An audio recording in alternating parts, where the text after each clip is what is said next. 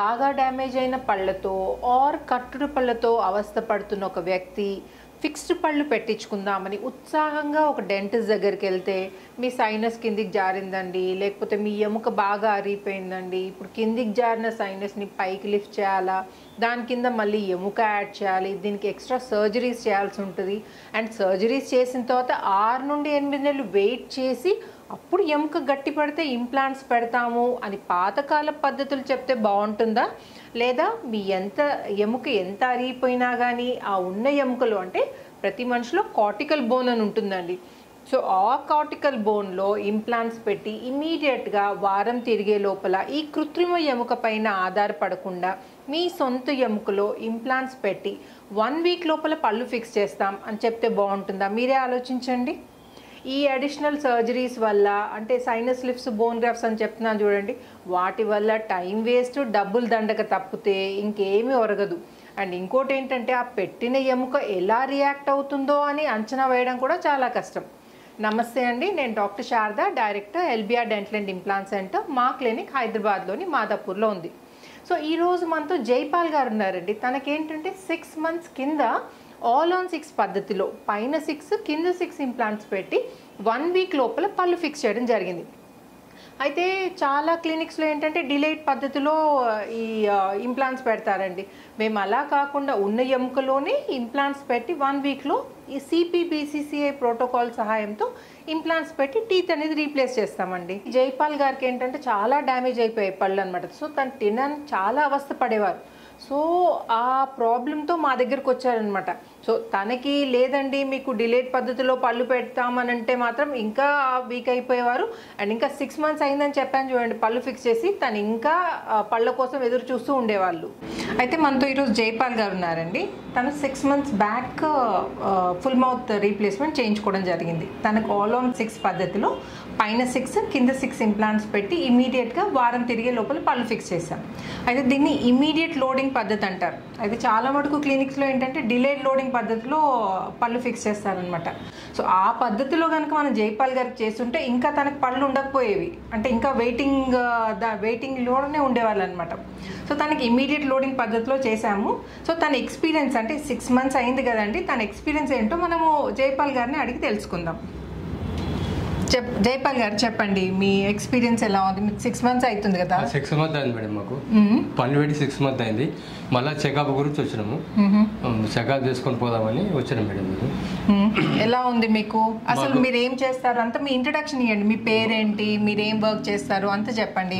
నా పేరు జైపాల్, నాకు 52 సంవత్సరాలు. నేను మేడం దగ్గరకు వచ్చి నాకు తినేకి అసలు తిందామంటే కూడా మాకు పళ్ళు నొప్పులు ఉండే. ఇక మేడం దగ్గరకు వస్తే ఒక వారం రోజుల మాకు పళ్ళు పిక్ చేశారు, పళ్ళు పెట్టేశారు. ఇక నేను మంచిగా ఇప్పుడు మేసరి సెట్ కింద పనికి పోతున్నా. ఇక నేను పొద్దున్న లేచి 8 గంటలకు పనికి పోయి 5 గంటలకు వస్తాను. ఇక తినే సాయంత్రం పూట మంచిగా ఇంటికి ఉంటాను. నేనైతే మంచిగా నాకు ఆరోగ్యం మంచిగా ఉంది. ఇప్పుడు మరి డబ్బులు పోతామనే కానీ నా అటువంటి పనుల అది ఇంకా వేరే వాళ్ళకి రావద్దు. వచ్చినా కూడా వాళ్ళు మంచిగా చేయించుకోవాలి, డబ్బులు పోయినా సరే.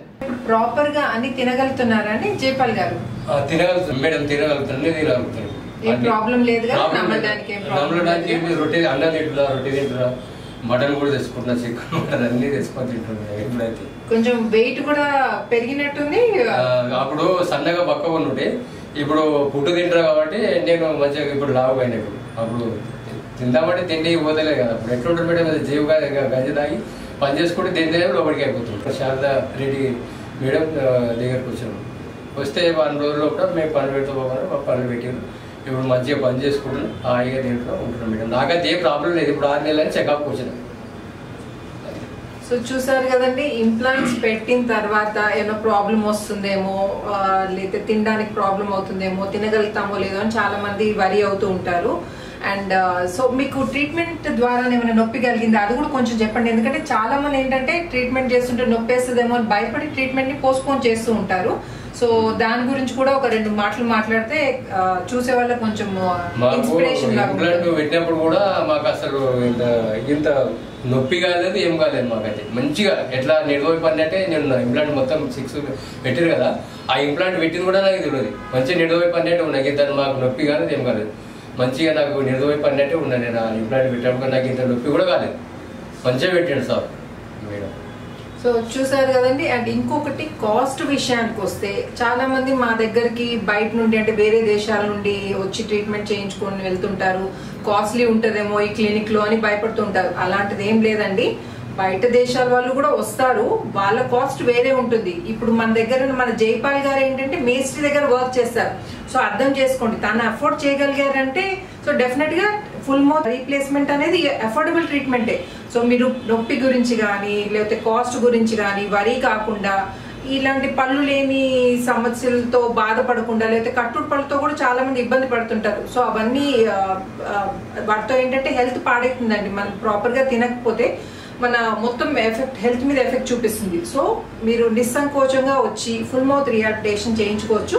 అండ్ మా దగ్గర చెప్పాను కదండి, ఇమీడియట్ గా 1 వీక్ లోపల టీత్ రీప్లేస్ చేయడం జరుగుతుంది. సో ఇంకా మీకు ఈ ఫుల్ మౌత్ రీప్లేస్మెంట్ గురించి ఇంకేమైనా డౌట్స్ ఉంటే నన్ను కామెంట్ సెక్షన్ లో అడగచ్చు. నేను వీలైనంత తొందరగా మీకు రిప్లై ఇవ్వడానికి ట్రై చేస్తాను. అండ్ ఈ వీడియో కనుక నచ్చినట్టయితే please like, share and subscribe. Thanks for watching. నమస్తే.